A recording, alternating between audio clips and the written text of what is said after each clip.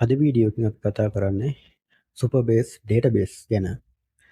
ඒ වගේම සුපර්බේස් එකේ database use කරලා අපි කොහොමද CRUD ඔපරේෂන්ස් කරන්නේ, සාම්පල් නෝට් එකක් අපි ක්‍රියේට් කරලා ඒක වැඩ කරන හැටි බලමු. ඉස්සෙල්ලම අපි බලමු සුපර්බේස් ඩේටාබේස් කොහොමද තියෙන්නේ කියලා. PostgreSQL ඩේටාබේස් එක තමයි සුපර්බේස් වල යූස් වෙන්නේ. ඔයගොල්ලන්ට බලා ගන්න පුළුවන් මේ විදිහට ෆීචර්ස් ගොඩක් පේනවා සාමාන්‍ය ඩේටාබේස් සර්වර් එකක වගේම ස්කීමා විසිවලයිසර් එකක්, එතකොට tables, functions, triggers, indexes ගේ ෆීචර්ස් ගොඩක් තියෙනවා. ඔයගොල්ලන්ට බලා ගන්න පුළුවන්. අපි මේ දකුණු පැත්තේ තියෙන නෝට් ඇප් එකට ගැලපෙන විදිහට අපි ඉස්සෙල්ලම නෝට් ටේබල් එක ක්‍රියේට් කරගෙන ඉමු. මේකට මම create new table ගිහිල්ලා notes කියලා මම table එකේ name එක දෙනවා. දැනට මම enable row level security කියන මෙන්න මේ RLS කියන එක මම disable කරනවා.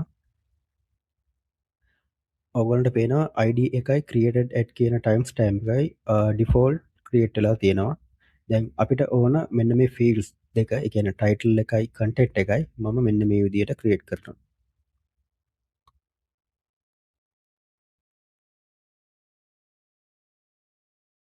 මම title එකට දෙනවා වාචා කියන data type එක. එතකොට content එකට මම text කියන data type එක දෙනවා.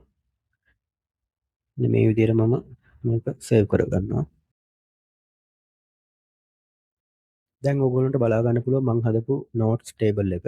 මම මේකේ table editor කියන එකට යනවා. table editor එකෙන් අපිට මෙන්න මේ විදිහට notes කියන table එක බලා ගන්න පුළුවන්. ඒකේ තියෙන data අපි සාමාන්‍යයෙන් view කරන්නේ මෙන්න මේ table editor කියන එකෙන් තමයි අපි database table එකක data view කරන්නේ.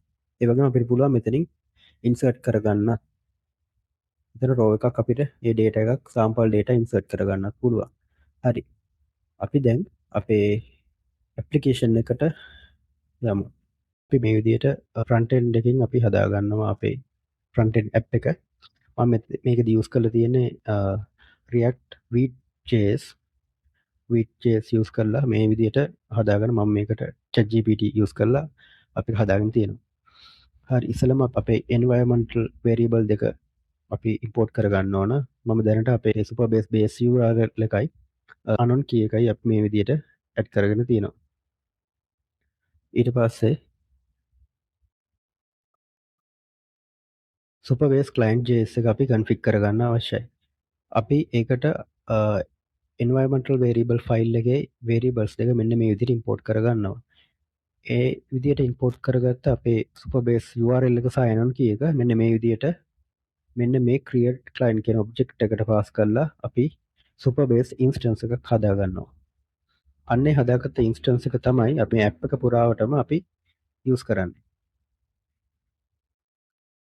දැන් අපිට පුළුවන් ඒ instance එක use කරන්න. අපි බලමු අපේ app එකේ තියෙන functions කොහොමද වැඩ කරන්න කියලා. මම මේකට functions කීපයක් ලියාගෙන තියෙනවා. එකක් පළවෙනි එක තමයි notes ටික fetch කරන්න. ඒ කියන්නේ අපේ data ටික fetch කරන function එක. ඒකට මම Supabase note select function එක use කරලා තියෙනවා.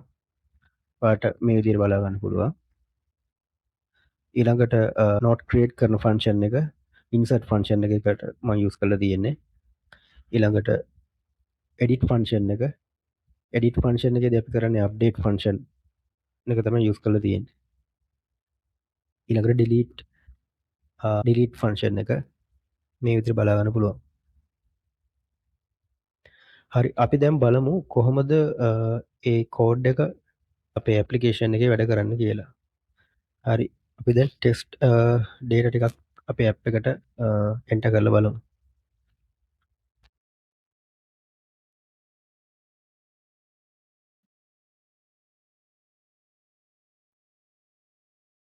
ඔයගොල්ලන්ට බලා ගන්න පුළුවන් මෙන්න මේ විදිහට live UI එක අප්ඩේට් වෙනවා මම enter කරපු data එක.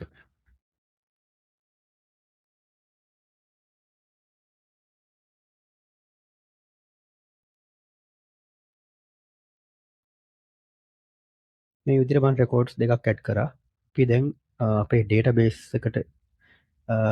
එකට ගිහිල්ලා බැලුවොත් ඔගොල්ලන්ට බලා ගන්න පුළුවන් මෙන්න මේ විදිහට ටෙස්ට් ටයිටල් එක ටෙස්ට් ටයිටල් 2 වගේ විදිහට අපි ඇඩ් කරපු රෙකෝඩ්ස් ටික ඇඩ් වෙලා තියෙනවා. අපි දැන් මේක එඩිට් කරලා බලමු කොහොමද එඩිට් ෆන්ක්ෂන් එක වැඩ කරන්නේ කියලා. මම මේක එඩිට් කරලා සේව් කරනවා. ඔයගොල්ලන්ට බලා ගන්න පුළුවන් මේක අප්ඩේට් වෙනවා. බලමු ඩේටාබේස් එකත් රීලෝඩ් කරලා බලමු ඒක අප්ඩේට් වෙනවද කියලා.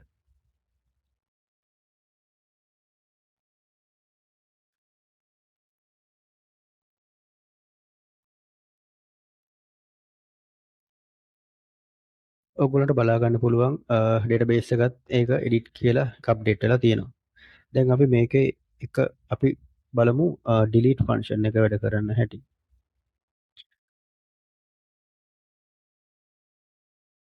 දැන් අපි ඒක රිමූව් කරලා බලමු.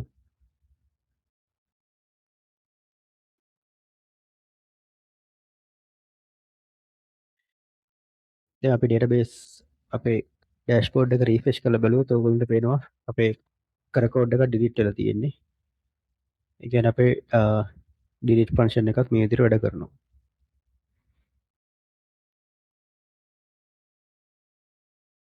අද අපි කතා කරේ කොහොමද සුපර්බේස් ඩේටාබේස් CRUD ඔපරේෂන් එකක් කොහොමද වැඩ කරන්නේ කියලා. අපි ඊළඟ වීඩියෝ එකකින් කතා කරමු සුපර්බේස් ඔතෙන්ටිකේෂන් කොහොමද වැඩ කරන්නේ කියලා. මේ වීඩියෝ එකේදී අපි හදපු නෝට් ටැබ් එක මම GitHub එකට අප්ලෝඩ් කරලා ලින්ක් එක ඩිස්ක්‍රිප්ෂන් එකේ දාලා තියෙනවා. එතකොට ඔයගොල්ලන්ටත් පුළුවන් ඒක ගිහලා බලන්න.